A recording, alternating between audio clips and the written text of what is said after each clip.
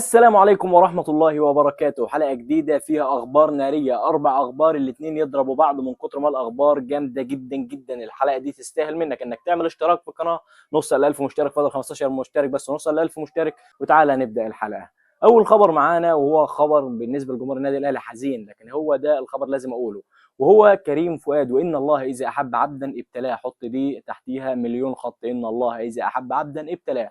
كريم فؤاد لاعب النادي الاهلي، شفناه في مباراه النادي الاهلي اللي فاتت امام نادي المقاولون العرب، في اول 8 دقائق اتصاب، لكن الاصابه دي ايه لحد دلوقتي ما فيش حد من جمهور النادي الاهلي يعرف. لكن انا هقول لك الاصابه دي اول حاجه التشخيص بتاعها المبدئي ان هي قطع جزئي في الرباط الداخلي للركبه، والاصابه دي سهله، ممكن لو هيغيب وهيدمر الدنيا قوي هيغيب شهر. لكن الاصابه اللي ممكن بعد دي مثلا، ممكن بعد دي الخيار الثاني ان هي تكون عنده هي قطع جزئي في الرباط الصليبي. الاصابه دي برده كبيره، بتاخد من 3 شهور ل 6 شهور حسب نسبه تعافي اللاعب.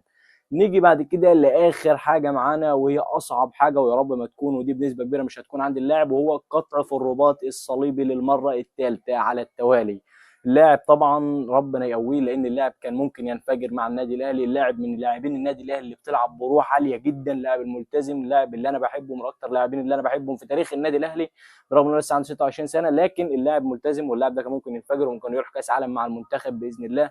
لكن اللاعب باذن الله يكون اصابته بسيطه، يكون شهر ويرجع يدمر الدنيا مع النادي الاهلي ويروح كاس عالم، واللاعب ان شاء الله ربنا يكرمه الفتره الجايه. انا اكلمك بعد كده في خبر، انا معايا 3 اخبار، اللي بعد الخبر ده معايا 3 اخبار، الاثنين يضربوا بعض، الاثنين الصراحه اخبار جامده جدا جدا جدا، وانا اشهد لك ان الاخبار هتعجبك. اول خبر معانا هو الغاء مبدا سياسه التدوير في النادي الاهلي. الخبر ده كان خطا، لكن مبدا سياسه التدوير في النادي الاهلي المبدا ده لحد دلوقتي شغال. وعشان المبدا ده شغال، ايه الاثبات؟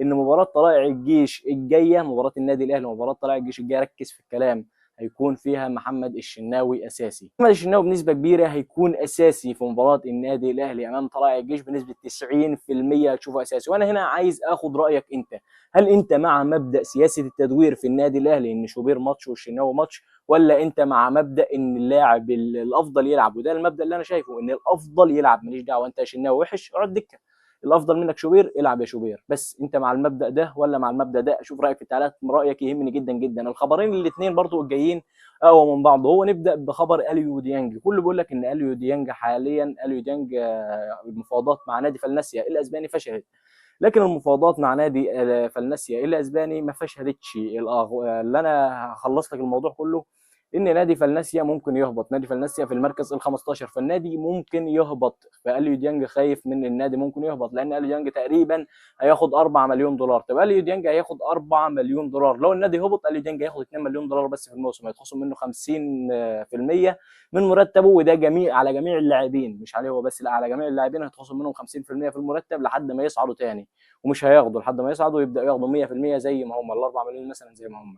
فاليو ديانج خايف من الفتره دي. ايه الثالث حاجه معانا واليو ديانج خايف منها؟ ان المدير الفني يتغير، النادي مركزه ما يطمنش، فممكن المدير الفني يتغير، والمدير الفني هو اللي طالبه. فاليو ديانج خايف من النقطه دي، ان المدير الفني يتغير فهو يروح يقعد دكه فالدنيا تتدمر معاه. كده جبت لك خلاصه اليو ديانج. واليو ديانج لو مفاوضاته فشلت، وهي ما فشلتش، لكن لو فشلت مع نادي فالنسيا، عنده كذا عرض تاني اوروبي من الدوري الاسباني، وعنده كذا عرض تاني من الخليج. يعني اليو ديانج عنده عروض كتيره جدا جدا. اخر خبر معانا هو هيبان ليك ان هو خبر غريب جدا جدا. ليه بقى غريب جدا جدا؟ لان الخبر ده جاي من خالد الغندور، كابتن خالد الغندور نجم نادي الزمالك، جاي وطلع مره واحده كده قاعدين النادي الاتحاد ونادي الزمالك.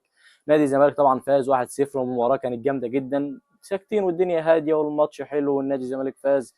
يطلع لك كابتن خالد الغندور بعد الماتش: يا كابتن خالد، ايه المفاجاه اللي انت محضرها لنا؟ خد المفاجاه دي. ايه اللي حصل؟ ده محمد قفشه زملكاوي من صغره. طب ايه؟ لا مش من صغره، في فرق بين من صغره ومن صغره. محمد قفشه زملكاوي من صغره. ايه الدليل اللي عندك يا كابتن؟ قال لك انا سالت ناس اصحابه من وهو صغير في نادي انبي، من ايام ما كان في ناشئين نادي انبي، وكابتن محمد مجدي قفشه زملكاوي. طب انت عايز ايه يعني؟ هو دلوقتي هو زملكاوي، هنعمل ايه يعني؟ اللاعب لعب في النادي الاهلي وجاب هدف خيالي، هدف اقوى هدف، او الافضل في تاريخ النادي الاهلي وفي تاريخ نادي الزمالك، لان الهدف جاي في وقت معين، والهدف جاي في بطوله معينه، بطوله قاريه، يعني الهدف ليه مكانته الخاصه. اللاعب احتفل ودمر الدنيا، ولو سالته دلوقتي مليار مره يقول لك انا اهلاوي. اللاعب دلوقتي على ذمه نادي، تيجي تقول لي مثلا اهلاوي وزملكاوي، انت فزت، نادي الاتحاد فاز على نادي الزمالك فاز على نادي الاتحاد، نتكلم في نادي الاتحاد ونادي الزمالك ونقول الماتش كان حلو ونحلل في الماتش، لكن ما نفضلش مثلا نسيب الماتش كله ونمسك في محمد مجدي قفشه عشان ضيع كورتين وجاب كره في العارضه، والكره اللي جابها في العارضه دي كان هيعيط، نيجي نقول ده اللاعب زملكاوي عشان كده ما لعبش قدام نادي الاتحاد. لا الصراحه اللاعب لعب ماتش كان كويس جدا جدا. ولحد هنا تكون الحلقه خلصت النهارده، لكن لسه عندنا حلقه بكره تبقى ناريه، استنى الحلقه بتاع بكره. ويا رب تكون الحلقه عجبتكم، ولو الحلقه عجبتك ما تنساش تصلي على سيدنا محمد عليه افضل الصلاه والسلام، تشترك في القناه وتعمل لايك، وتستناني بكره ان شاء الله.